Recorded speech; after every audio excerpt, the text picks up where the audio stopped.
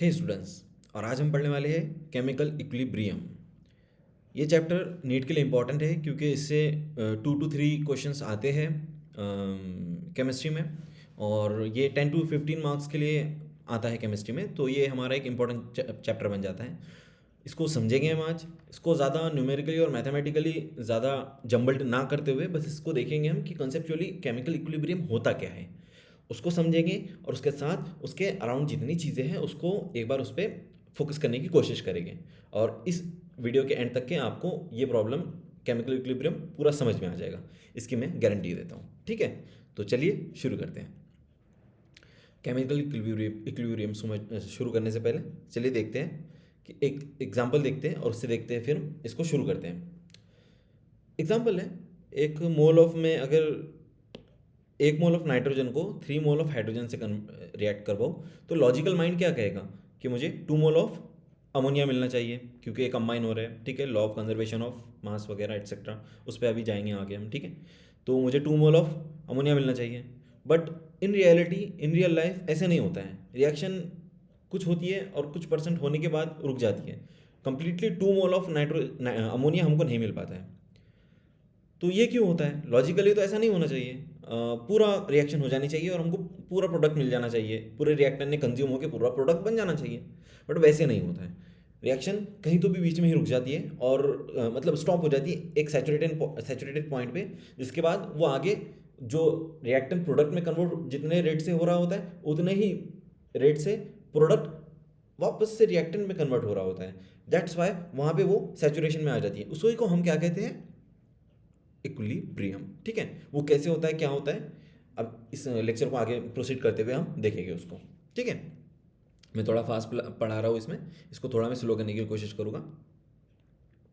ठीक है, और आज के इस लेक्चर में हमको यही पढ़ना है कि how far it will go. हमको देखना है कि रिएक्शन कितने दूर तक जाती है और कहाँ पे वो रुक जाती है, कहाँ पे वो इक्विलिब्रियम में आ जाती है। देखना क्यों है?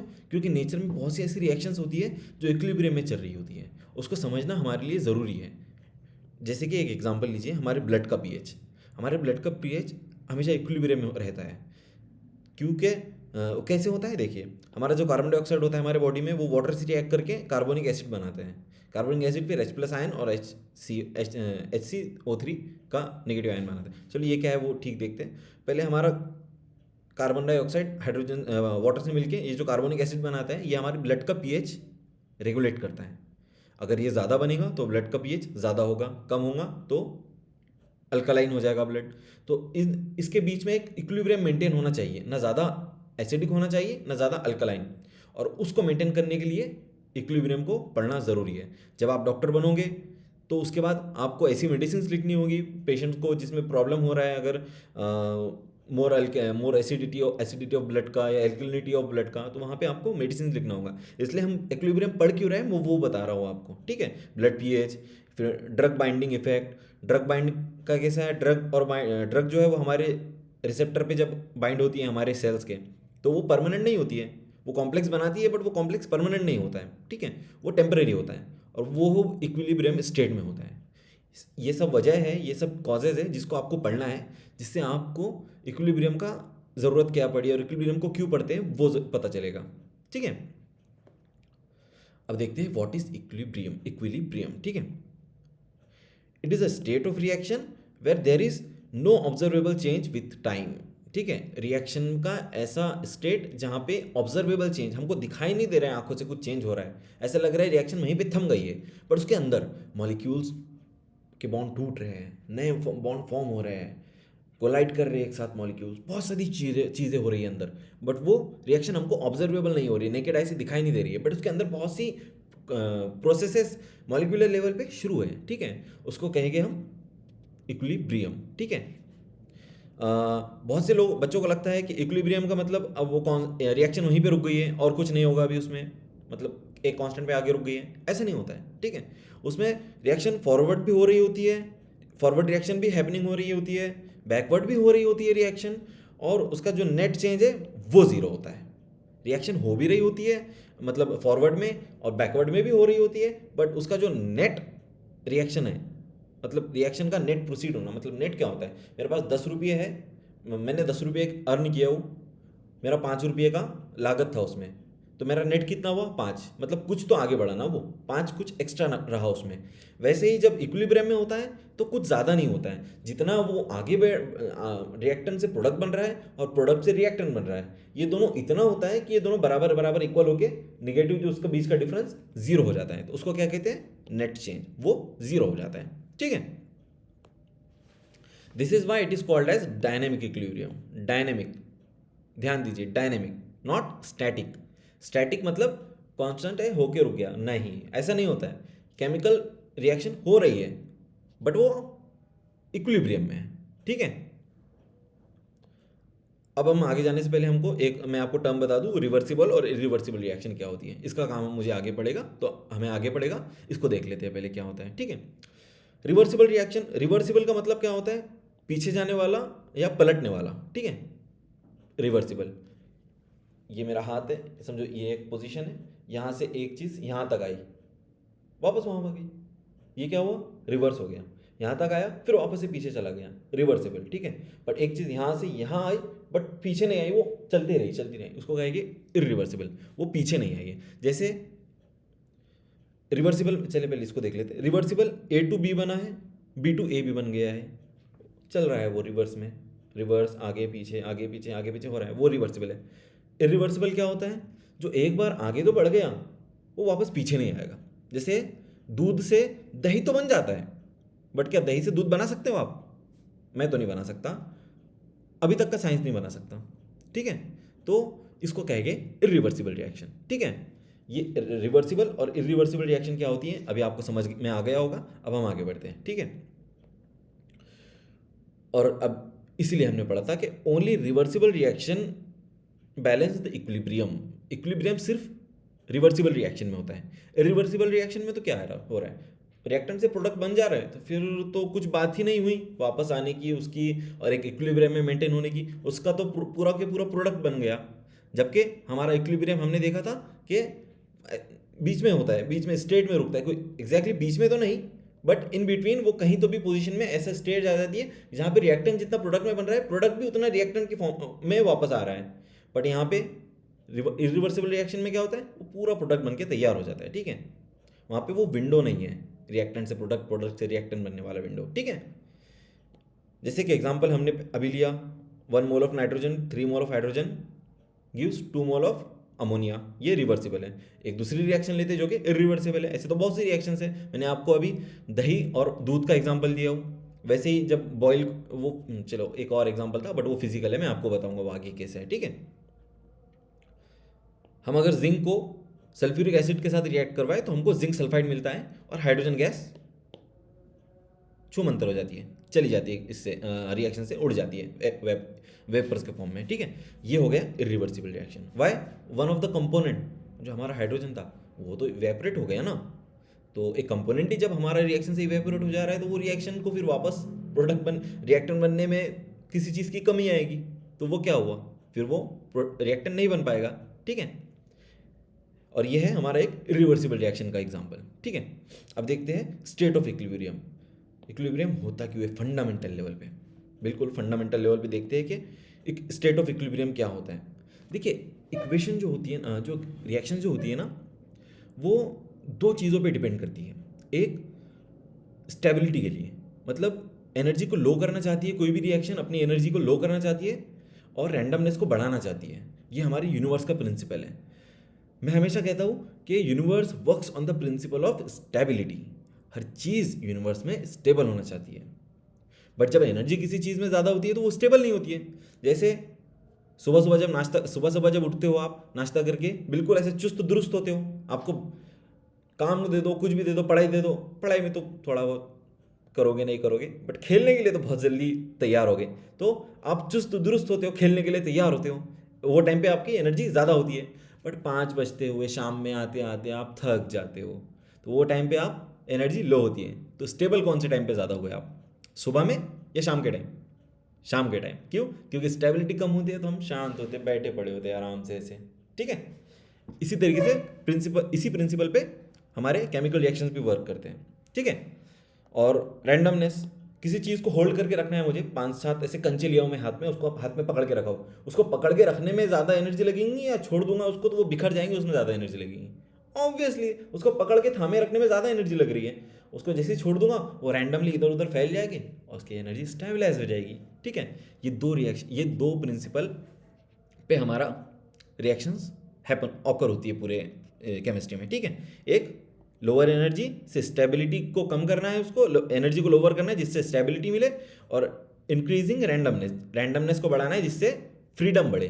ठीक है, एनर्जी वांट्स ऑर्डर, एनर्जी को ऑर्डर चाहिए, स्टेबिलिटी चाहिए। रैंडमनेस वो वांट डिसऑर्डर, उसको डिसऑर्डर चाहिए, रैंडम बिल्कुल, एंट्रोपी कहते हैं जिसको हम। ठीक है, हमारे केमिस्ट्री के टर्म में उसको रैंडमनेस चाहिए। ठीक है, तो ये दोनों के बीच में फिर टग ऑफ वॉर चलता है, और ये टग ऑफ वॉर से हमको मिलता है केमिकल इक्विलिब्रियम। ठीक है, सिर्फ केमिकल पे नहीं, अदर टाइप ऑफ इक्विलिब्रियम जो होते हैं जैसे फिजिकल, आयोनिक, उसमें भी हम यही पढ़ेंगे। पर आज का हमारा चैप्टर केमिकल इक्विलिब्रियम है, तो आज सिर्फ इस पे ही ध्यान देते हैं। ठीक है, इन दोनों के बीच के टग ऑफ वॉर से हमको मिलता है केमिकल इक्विलिब्रियम। ठीक है, इसको मैथमेटिकली कैसे रिप्रेजेंट करना है? ये ऐसे, delta G is equal to delta H minus T delta S. Delta G क्या होता है? Gibbs energy. गिब्स एनर्जी पढ़ा है? शायद पढ़ा होगा, नहीं पढ़ा है तो मैं बता देता हूँ। गिब्स एनर्जी क्या होती है? एक रिएक्शन के अंदर उसकी इंटरनल एनर्जी जो डिसाइड करेगी if reaction will move forward और इफ रिएक्शन विल कंटिन्यू और रिएक्शन विल स्टॉप।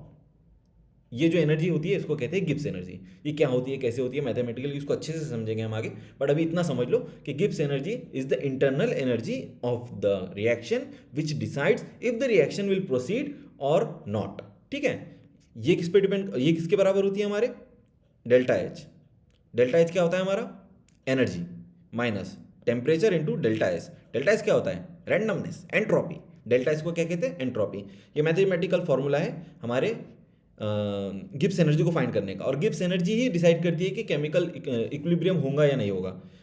वो ज़्यादा होने पे क्या होता है, कम होने पे क्या होता है, वो हम पढ़ेंगे। पहले इतना ध्यान रख लीजिए कि डेल्टा जी यानी हमारा गिब्स एनर्जी जब जीरो होता है तब हमको इक्विलिब्रियम मिलता है। और इक्विलिब्रियम को मैं यहाँ पे EQM लिखता हूँ शॉर्ट फॉर्म में। बार बार इक्विलिब्रियम में सब बड़ा लिखेंगे तो सही नहीं लगेगा, इसलिए delta G is equal to zero लिखूंगा मैं। ठीक है, अब देखते हैं टाइप्स ऑफ इक्विलिब्रियम हमारे। अब टाइप्स ऑफ इक्विलिब्रियम देखते हैं। यहाँ से मेन दो इक्विलिब्रियम होते हैं। ठीक है, एक होता है फिजिकल इक्विलिब्रियम, एक होता है केमिकल इक्विलिब्रियम। ठीक है, वो कैसे होता है उसको देखते हैं। पहले फिजिकल वाला देखते हैं। When ice melts and water फ्रीजेज at the same rate, that is called physical equilibrium. ठीक है, आइस है वो मेल्ट हो रहा है, पानी में बदल रहा है। ठीक है, पानी है वो भी फ्रीज होके आइस बन रहा है।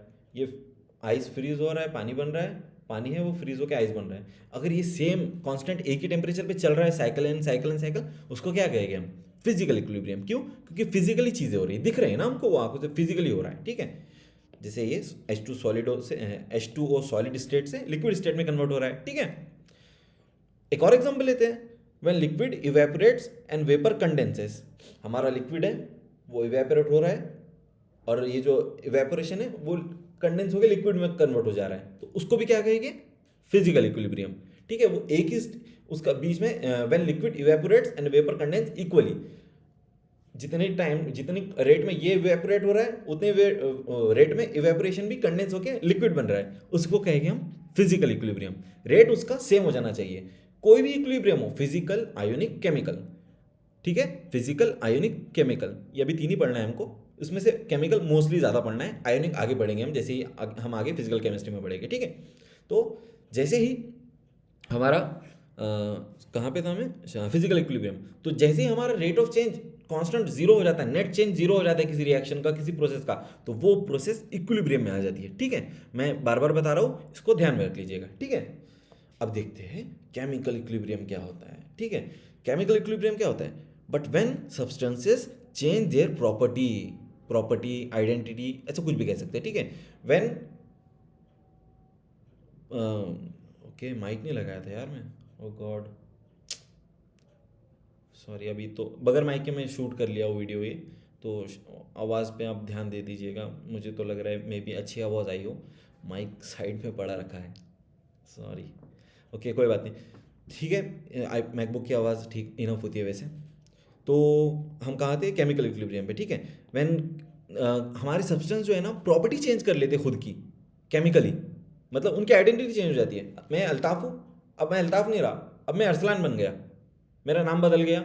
या लड़का है, लड़के से लड़की बन गया ऐसा तो बिल्कुल एग्जाम्पल देके बता रहा हूँ। उसकी प्रॉपर्टी, उसकी आइडेंटिटी चेंज हो गई, तब उसको कहते हैं हम केमिकल इक्विलिब्रियम। जैसे नाइट्रोजन हाइड्रोजन अपनी अपनी अलग अलग प्रॉपर्टी है, बट जब वो मिलके अमोनिया बनाते हैं तो वो अलग ही हो जाता है बिल्कुल। अमोनिया बिल्कुल अलग केमिकल है, उसकी पूरी प्रॉपर्टीज ही अलग हो जाती है, ठीक है। जब ऐसे होता है उसको कहते हैं केमिकल इक्विलिब्रियम। ध्यान दीजिएगा, this is the main focus for NEET. ये जो है ना केमिकल इक्विलिब्रियम, ये मेन फोकस है इसका नीट का। इसी से क्वेश्चन बनते हैं, कैसे बनते हैं वो आगे देखेंगे हम, ठीक है। When reaction is at equilibrium, अब देखेंगे कैसे कि रिएक्शन इक्विलिब्रियम में कैसे है, ठीक है। उसके लिए ज़्यादा कुछ सोचने की ज़रूरत नहीं है, एक सिंपल थिंग है। अगर rate of reaction forward reaction rate of forward is rate of backward हो जाए, मतलब रेट ऑफ रिएक्शन जो फॉरवर्ड में हो रहा है वही बैकवर्ड में हो जाए, तो उसको कहेंगे हम इक्विलिब्रियम में, ठीक है। वो कैसे होता है उसको मैथमेटिकली आगे हम पढ़ेंगे, ठीक है। उसके लिए हमको पहले एक्टिव मास समझना चाहिए। एक्टिव मास क्या होता है वो हमको पता चलेगा, उसको पढ़ेंगे हम, तब उसको हम कैलकुलेट कर पाएंगे, क्वांटिफाई कर पाएंगे कि किस तरीके से हमारा हम रेट ऑफ फॉरवर्ड और रेट ऑफ बैकवर्ड को कैलकुलेट करें, ठीक है। पहले अब देखते हैं हम एक्टिव मास क्या होता है। एक्टिव मास क्या होता है? It's an effective concentration of a substance that actually takes part in a chemical reaction, ठीक है। Effective concentration of substance that takes part in chemical reaction. Effective reaction में बहुत सारा मटेरियल होता है रिएक्टेंट का, बट उसमें जो जो एक्टिव पार्ट है, जो मतलब उसका हिस्सा है, जो मतलब कुछ कॉन्सेंट्रेशन है जो एक्टिवली इंगेज होता है रिएक्शन को प्रोसीड करने में, रिएक्शन में, तो उसको कहते हैं एक्टिव मास। जैसे हमको एक्टिव मास पता होता है, फिर हम उससे उसको यूज़ करके हम हमारा forward rate of reaction, backward rate of reaction और आने वाले आगे के न्यूमेरिकल वगैरह एनोटेशंस वगैरह यूज़ करके उसको हम केमिकल इक्विलिब्रियम किस डायरेक्शन में हो रहा है, किस तरीके से हो रहा है, वो डिसाइड करेंगे।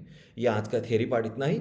आज हमने पढ़ा केमिकल इक्विलिब्रियम क्या होता है, एग्जाम्पल के थ्रू देखा, फिर हमने देखा उसकी ज़रूरत क्यों है हमको पढ़ने की, फिर हमने देखा केमिकल इक्विलिब्रियम क्या होता है, फिर जो कुछ अजम्पशंस है कि केमिकल इक्वेशन रुक जाती है वगैरह वगैरह, ऐसा कुछ नहीं होता है, चलते रहता है सब, बस नेट चेंज हमारा जीरो होता है इक्विलिब्रियम में। रिवर्सिबल इरिवर्सिबल रिएक्शन क्या होता है, और रिवर्सिबल रिएक्शन ही हमको इक्विलिब्रियम देती है, ठीक है।